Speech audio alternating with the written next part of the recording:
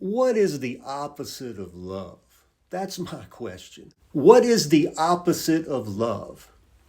Or let me give a second question. What is the opposite of hate? What is the opposite of hate? You know how there's light and darkness, and there's sound and no sound? There's aroma and without aroma, lacking all aroma. There's feeling, lacking feeling. There's movement, there's no movement. There's love, there's no love. What's the name of no love? There's hate and there's no hate. What's the opposite of those two? I want to be specific with those two. I'm not going to branch out right now. Just those two. What is the opposite of love? What is the opposite of hate? Now, most people would say, well, love, the opposite of love is hate. But I disagree with that. I don't believe that at all.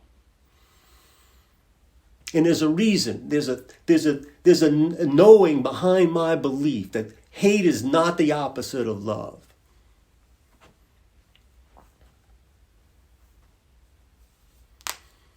So what is the opposite of love? Well, what is love? Love is affinity for something. Well, what's the opposite of affinity for something? Is the lack of affinity for something. I don't call that hate. I don't call the lack of the affinity for something hate. I call that indifference. Something that has no energy in it. But you see, hate has energy in it.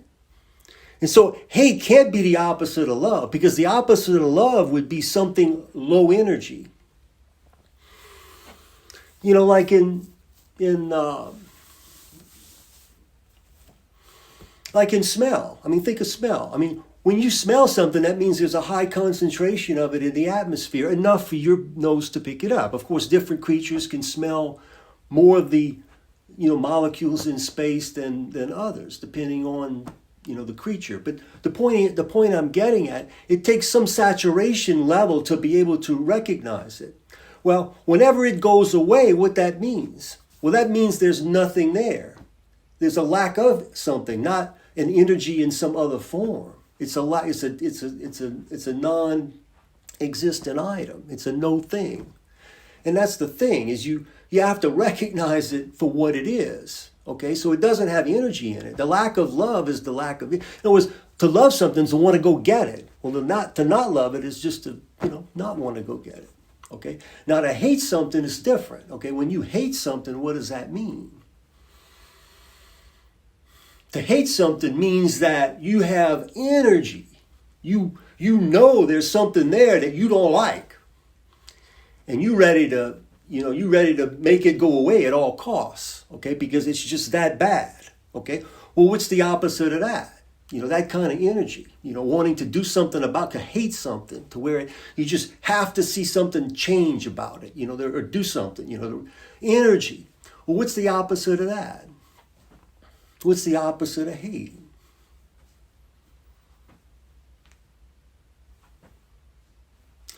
Well, to dislike. To be indifferent is to be the opposite of love, but to dislike would be, the opposite of hate. To dislike. From no matter how far down it goes, it's negative. It's dislike. It doesn't flip channels from love to hate at some point.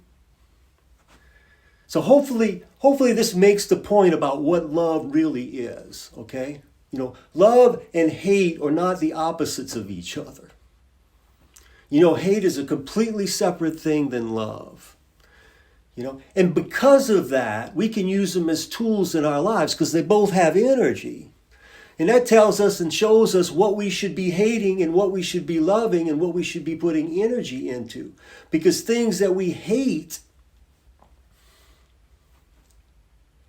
we have to be careful not to put energy into that.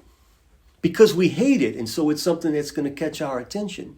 And so the thing about something that we hate, I mean, say something, let's just keep it in perspective. Say there's a character trait that you have that you really, it's something you really don't want to do.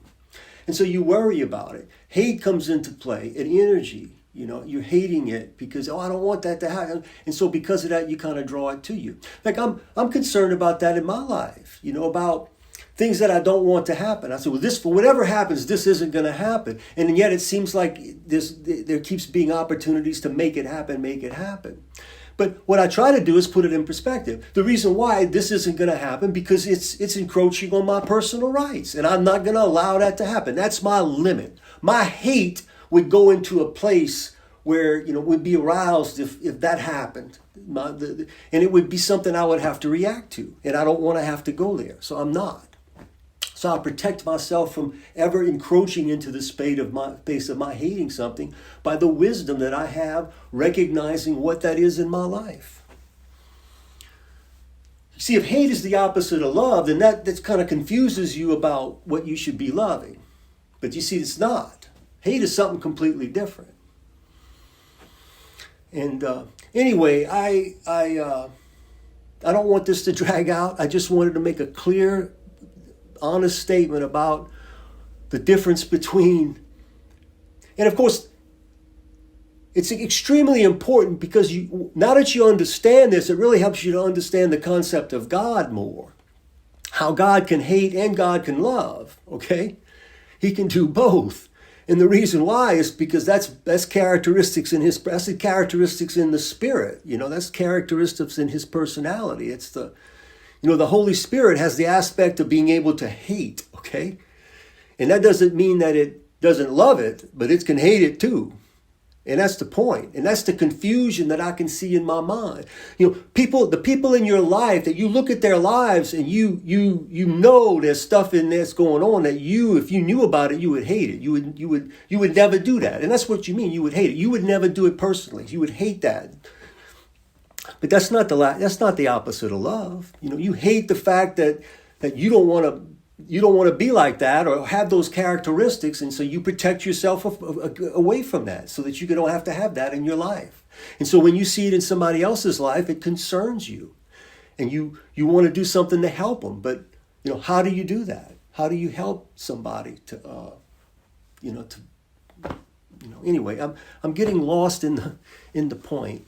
But understanding, I guess what I'm trying to, I guess I'm getting to the point of tough love, Tough love is a lot easier when you understand that expressing, putting boundaries and so forth and so on that hopefully creates a path for this person to follow so that they can, become a better, follow their higher self, learn their lessons in life. And that's what it's about.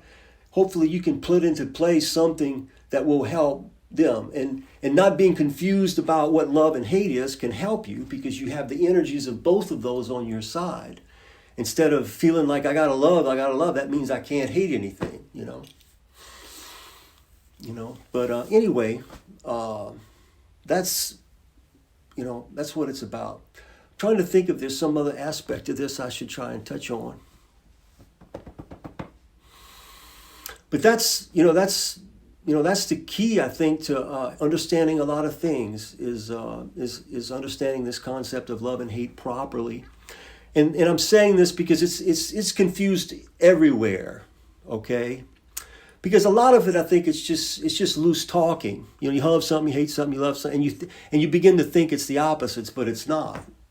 And so hopefully I've cleared this up in everyone's mind that listened to this. And if not, please contemplate on it, give it a prayer, and see if there's a blessing in it for you. Peace profound.